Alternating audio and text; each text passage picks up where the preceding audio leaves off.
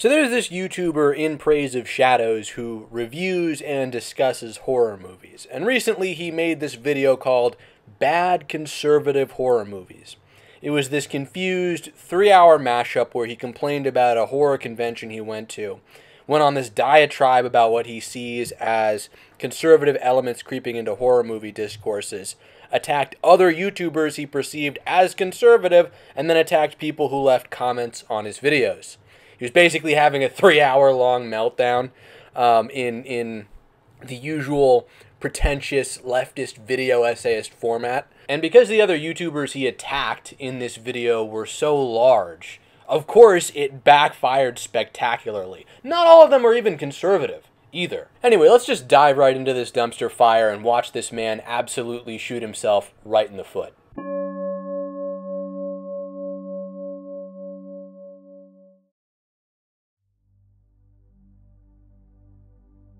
I'd like to talk to you about the worst week of my life. So, January of 2022, okay? I made a video about The Hills Have Eyes that went very badly. And I've never really spoken about this or even really addressed that it was a thing, except for maybe just a couple of times on Twitter. I guess when it happened, I just hoped that it would eventually disappear, but it never has. And I think that we should start here by addressing the elephant in the room far too long after he arrived. So, this is a brief reanalysis of Wes Craven, The Hills Have Eyes, and the internet's general response to some pretty basic things that I said about him and his work about 2 years ago. So he's responding to a bunch of people giving him a hard time on Twitter because of a bunch of stupid things he said in this other video. In the time since making that video, very often it is the case that when conservatives want to criticize me, they will go back to that and use it as a weapon, by twisting my words in very bad faith to make it look like I said something that I obviously did not intend if you had watched the video. Usually in an attempt to make me either look crazy, or cartoonish, or racist, or that I don't know what I'm talking about. This is the sort of paranoid tone that this whole video takes on, that I didn't do anything wrong, it's just conservatives are out there twisting my words trying to get me. A recent example of this happened in this past January, when Mark After Dark on Twitter said, IPOS himself has said some really racist shit towards Native First Nations people in his Hills Have Eyes video too. He's not one to talk. In fact, Mark After Dark has been slandering me pretty consistently now for years in relation to The Hills Have Eyes, often getting hundreds of likes every single time by either saying lies about me or really taking my words in completely bad faith. He's really worried about some guy on Twitter tweeting about him whose tweets get hundreds of likes. Not even thousands of likes, 1,000 likes, hundreds of likes, and that pushed him over the edge.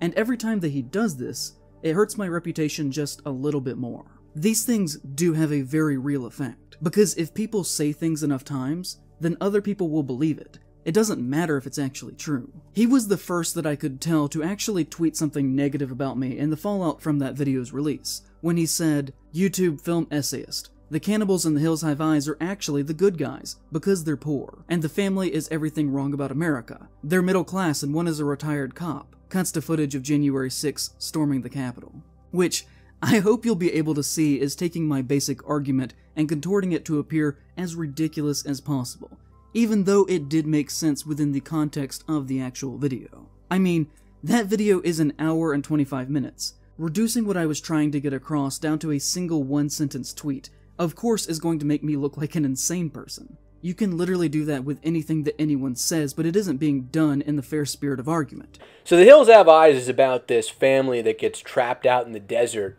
in what is a nuclear testing site, and they encounter these mutated humans who are also like inbred cannibal people. And this guy, in praise of shadows, thought it would be a good idea to compare the inbred cannibal mutants to Native Americans and the family to like white settler colonialists or whatever.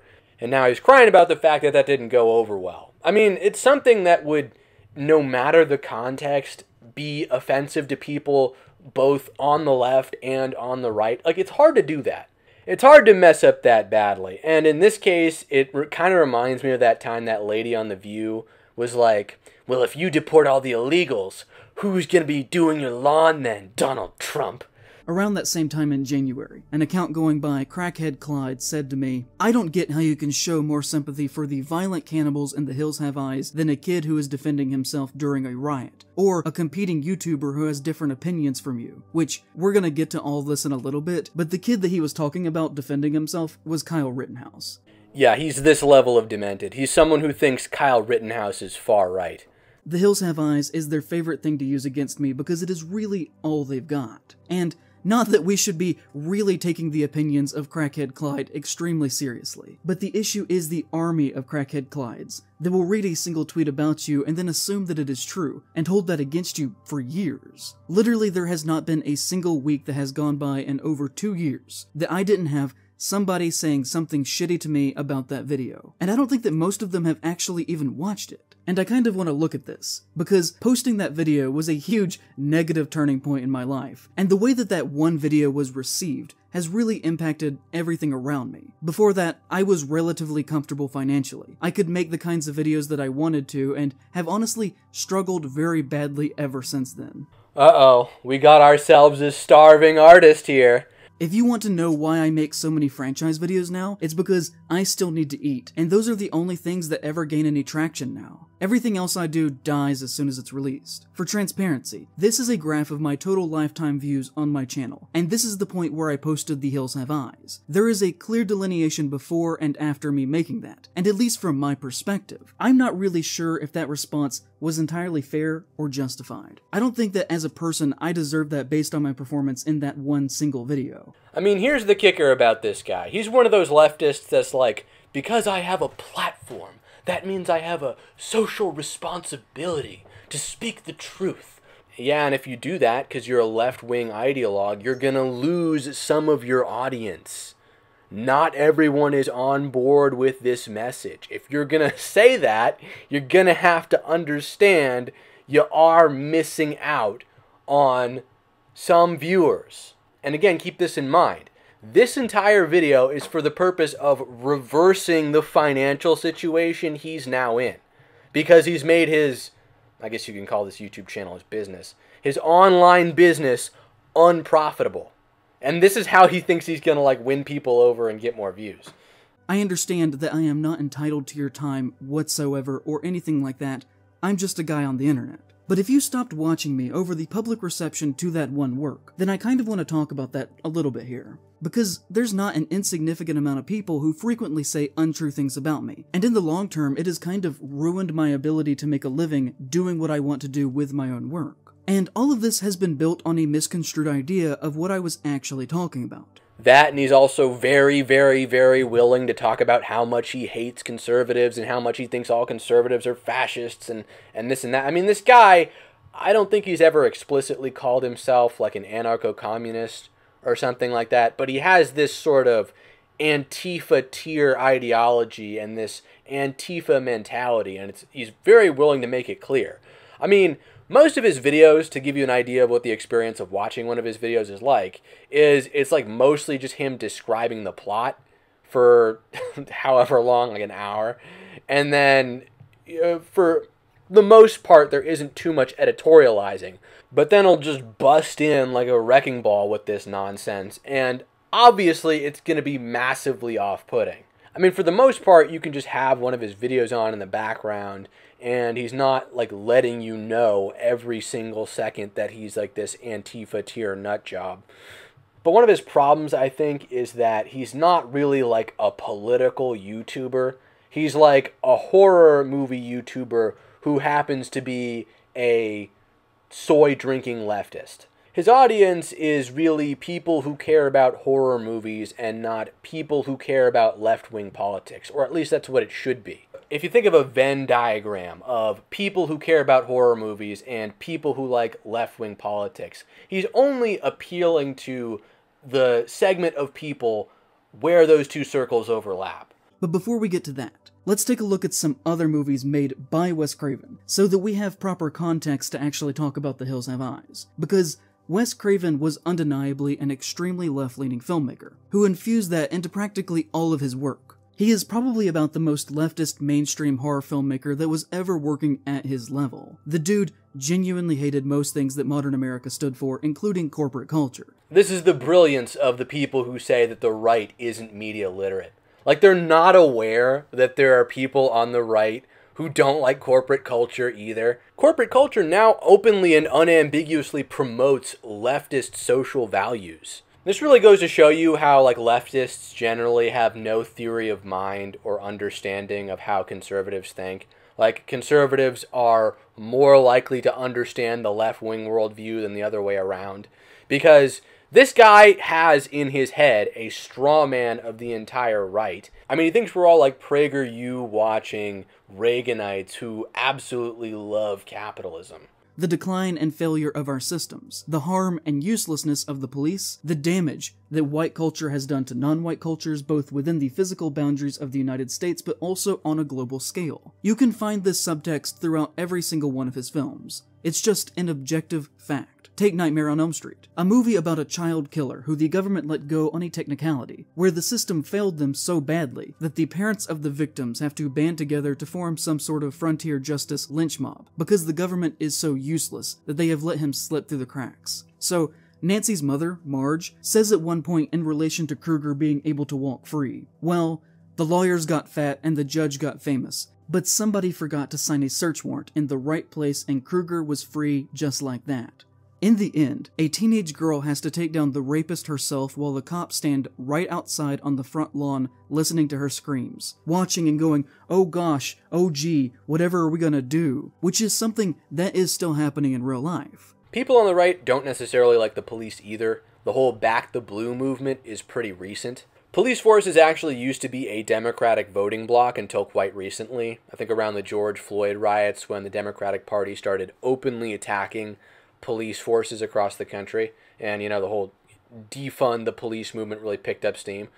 But again, pointing out how much of a liberal Wes Craven was is not going to get him out of this or win anyone over. I was literally just talking about what Craven was trying to do in his script and how he saw the movie. That's all. Still, I started to receive comments like this. I can't imagine watching this film and coming away with the conclusion that the cannibals are secretly the good guys, and the biggest tragedy is that they didn't eat the people passing through. He stabs him in the heart not to kill him, but to remind him of his place. Or maybe it was just to kill the cannibal who attacked him and his family. I don't know. Just my interpretation. It's edgy takes for the sake of engagement. Love this channel, but I don't think it was actually fine that these cannibals killed, raped, and ate people who just crashed their car in the wrong spot because capitalism is bad, and actually they are the good guys, is the take that I would have gone with. You can defend your home without eating people. You have an extremely warped moral compass. Class this, class that, blah blah blah. I like your videos, but the commie talk is distracting and arrogant. We side with the vacationing family because they are a down-on-their-luck group, trying to get unstuck until they're hunted by opportunistic murderers who want to eat them. They're not inherently sympathetic because they're white or rich, they're sympathetic because they're the victims in the movie. Not just the victims in your metatextual want for what you think the movie should be. The Carters win because good should triumph over evil. Jesus, Wes is spinning in his grave for an hour and 25 minutes. Woke Overthinking presents a woke critique of a B-movie lacking any intellectual heft. If I had a nickel for every time a horror channel assumes something in a film is an allegory or a metaphor, I'd be rich by now. So tiring. I think this dude is gay or some. He can't go a video without mentioning disrespect towards them folks. Also, the hillbillies are cannibals. How are you gonna sympathize with them? Had to stop watching at 15 minutes. I think you're viewing the film through a modern woke lens, and you're really stretching the themes to fit your personal bias. Really hard to take you seriously now. Just because you're a communist doesn't mean that every movie is about class struggle or social inequality. Holy cow, you make it sound like the cannibal rapists are the good guys. Gross, dude. Typical liberal garbage. Every time I think I like this channel, this guy spews some overthought lefty garbage that takes me right out of it. So what I have gathered from this video is people who commit tragedies such as mass shootings are justified because they have been wronged by society, and society should expect innocents to suffer because of that. Oof. The overinterpretation of capitalism bad by making the literal raped, murdered, and eaten victims into the bad guys of the movie was my cue to unsub. Sorry bud, you lost me. You went way too off the mark. I've enjoyed several of your videos, but damn, you seem to be a bit lost in this one. Your stances just seem a bit warped. And why inject politics into a movie anatomy? Social justice? I was rolling my eyes throughout. I mean, come on, man. Look at this pretentious clown laughing at these people. It wasn't Mark After Dark who ruined your reputation, and now that's why you're not getting as many views. It was these people watched your analysis of the movie. They know what you think. They just don't like it. You shot yourself in the foot, and you shrunk the size of your audience. Mark After Dark had nothing to do with these people leaving. And slamming the door on them like this guy's doing right now isn't going to get him back to a point where he can actually live off of his channel. He needs some sort of olive branch or something. But he doesn't have this self-awareness, so he just doubles down, and the bridges have already been burned. LOL, I've watched a few other videos of his and didn't notice his political leanings, and here's the thing, I don't actually care what they are. It's just pretty silly to inject social justice into a review of The Hills Have Eyes, LOL. Yeah, I can't help but disagree with this video. This might be your worst yet. I despise your political analysis of this film. Calling police officers, people who put their lives on the line for a job, a symbol of oppression, shows a huge bias on your end. People are a lot more than their political affiliation, but I don't think you showcasing yours is very much appreciated by your audience. Would really appreciate it if you tried to be more impartial. 18 minutes in and I had to stop because it really is an unwatchable video. Incredibly sad because I enjoyed a lot of the In Defense of Nicolas Cage. It really feels like night and day in terms of quality of the essay. While everyone is free to think what they want, and I really appreciate and enjoyed some of your other videos, here you're basically justifying that people should be assaulted, raped, cannibalized, based on their socioeconomic status and, dare I say, skin color. Would you have reacted the same way if the family was black? Or came from another racial background? Or is it only okay because the rich family was white? You are such a talented writer, with an impressive ability to digest a movie, but unfortunately, as so often these days, your politics tend to ruin some parts of your videos whenever you put your postmodern lens on. Sadly, you seem to be lost in a pretty bad Sadly, you seem to be in a pretty bad place right now. Your so-called anatomy is full of hate and cynicism. I hope you'll get better soon. Buddy, maybe leave out the half-baked race baiting and focus on the movie. Yeesh! I thought I was going to watch a movie retrospective, not be morally grandstanded at LMAO. This was honestly exhausting. You know, you do this long enough and you kind of develop this weird, broken, detached mental thing that I'm convinced that everyone who works long-term on the internet has. And I know that that was a lot of hateful comments to read back to back to back, but I'm just trying to communicate what it is like having the never-ending barrage of the internet saying bad things to you on a daily basis that are not founded in reality. He's really calling all of that hateful? I get death threats and also really personal attacks. These comments seem disappointed more than they seem hateful. But the train wreck did not end here. Lastly, he felt the need to lash out at other creators who are more successful than he is.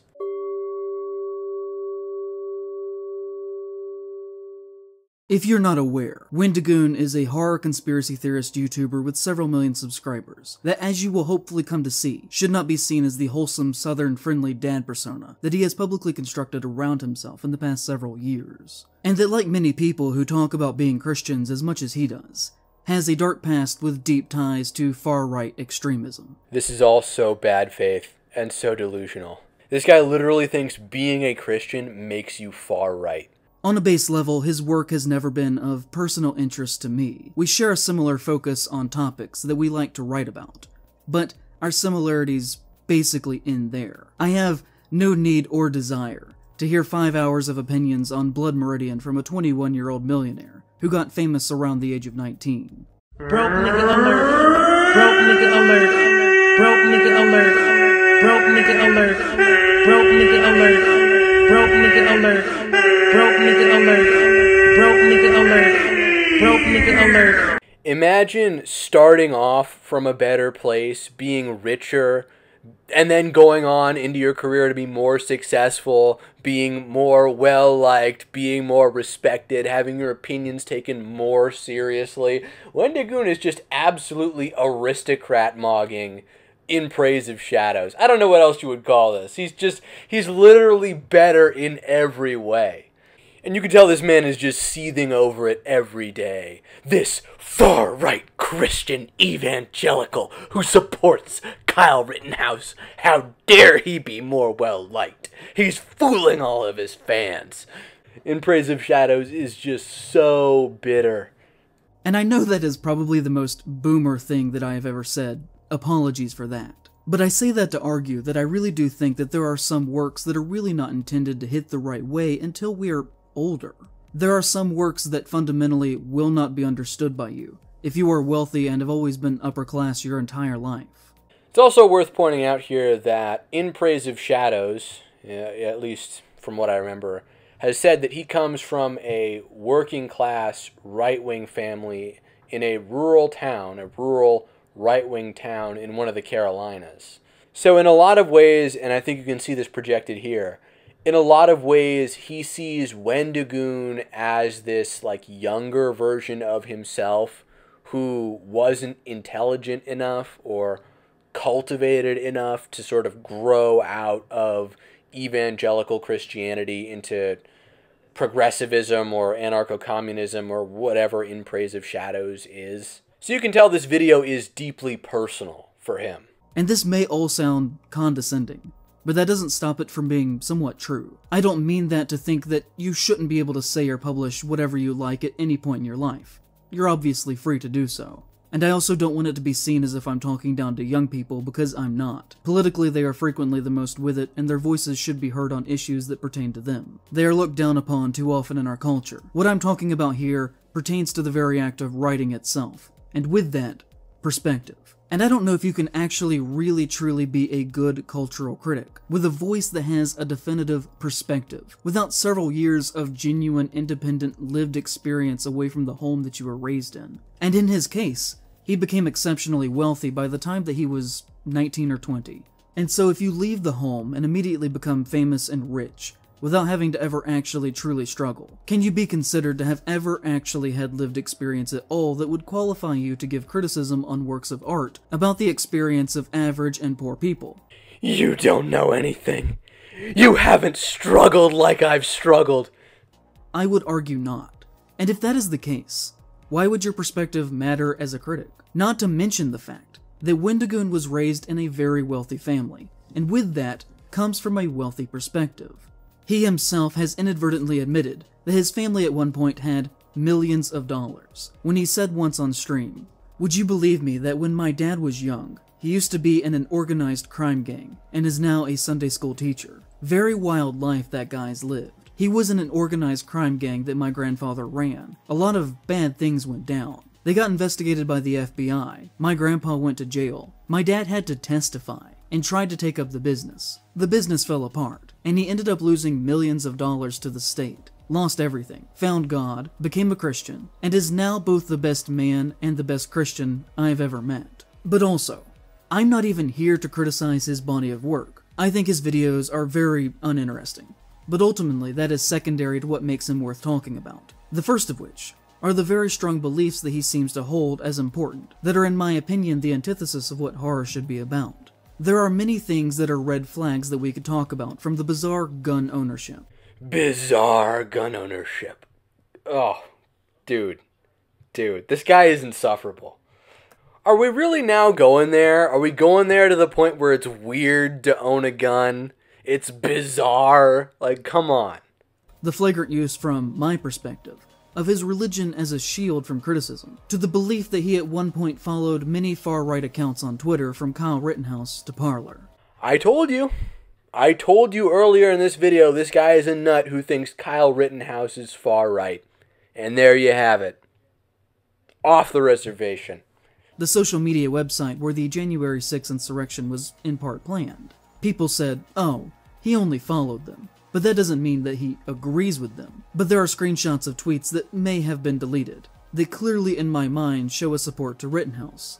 Although, since I did not take these screenshots, they do have to be taken with a grain of salt. But in relation to everything else that we're going to talk about here, to me it seems to fall in line with his general beliefs. These have been widespread across the internet, and to my knowledge, I can find no examples of him directly saying that these are not real. So he may or may not have actually followed these accounts or supported them. But I do not believe that he has ever outright said that this did not happen, so take that as you will.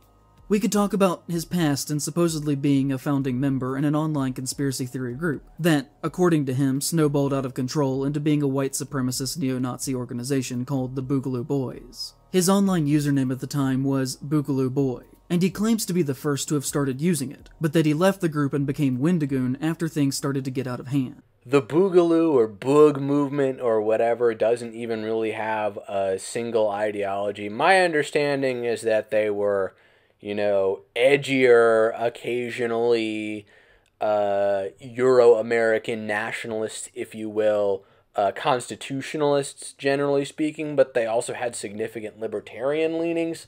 Like, they're kind of all over the place. They're pretty decentralized. There's no central figure. And Wendigoon is... to try and... Especially after Wendigoon publicly disavowed. He's probably just some guy in a chat with a bunch of other gun guys. And then when they started, like, you know, probably the chat got infiltrated by a Fed or something. And... when things started to get too hot, he was like, actually, I'm not really into, you know, doing stupid stuff that could get me in trouble. He left. He left. It wasn't a big deal. It's not something that this guy should be, you know, trying to make this whole hit piece. Make it some sort of evil conspiracy about how he's a founding member of this far-right group. This guy is a paranoid lunatic. In Praise of Shadows is just paranoid. And that's generally how this video by In Praise of Shadows was received, that he was just trying to smear these creators like Wendigoon and a couple of others as these sort of far-right subversives just because of who they associate with, not because of things they ever actually said. Also, it should be noted that the Boogaloo Boys are known for wearing Hawaiian shirts, and guess who else always has on a Hawaiian shirt, despite the fact that he publicly totally does not share in their beliefs, guys. I'm just saying that if at the very least I, in any way whatsoever, somehow accidentally, inadvertently, started a hate group, I wouldn't continue to still dress like them if it were me. I don't know, that Hawaiian shirt that you're wearing right now, In Praise of Shadows, has me a little suspicious. I don't know if I'm about to get hate crimed or not. Wendigoon is very publicly friends with Turkey Tom. They have been seen together on multiple occasions, and I've seen online mentions that Tom was either at his wedding or at the very least was invited. Tom has been accused of using the N-word multiple times in private conversations, including these screenshots of texts that are alleged to be real. Literally every person in this country, white, black, yellow, or otherwise, has used this word out loud at least once. You're not even black. Why are you mad? Get over yourself. This sort of performative, I'm mad on your behalf grandstanding is just insufferable. And he has also been accused of saying that the upper tiers of his Patreon were intended for Jews with deep pockets.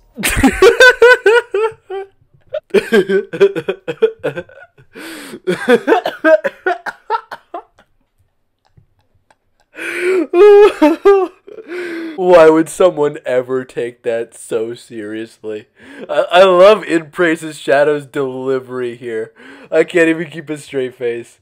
Wendigoon is publicly friends with Donut Operator, and even retweeted a photograph of the two of them hugging. Donut Operator is a gun-crazed, very far-right YouTuber with 4 million subscribers, whose career consists of him reviewing footage of police officers shooting and killing people. He was once a cop himself, before he made more money making YouTube videos and retired. His content is very pro-state, pro-cop, pro-gun, and pro-death to people who don't share his beliefs propaganda. For example, one of his videos is titled, Predator Takes Shotgun to the Face, and features a picture of him smiling in the corner of the thumbnail next to an image of a terrified man about to be executed by cops, with the text that reads, head removal. Head removal, that's funny.